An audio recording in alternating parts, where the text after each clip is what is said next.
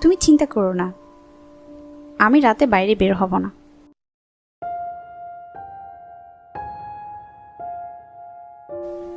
রাতে খাওয়ার পর বিছানায় এসে শুয়ে পড়লাম। সারাদিনের ক্লান্তিতে কখন যে ঘুমিয়ে গেছি তা খেয়াল নেই।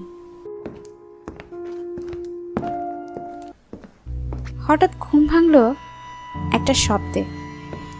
উঠে দেখি শব্দটা ওপর থেকে আসছে।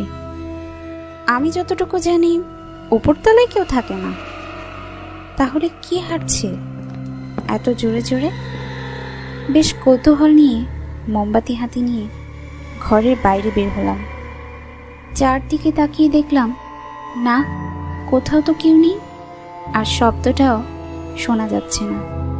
ঘরের ভেতরে গিয়ে আমি আবার বিছানায় শুয়ে পড়লাম। মনে মনে ভাবলাম,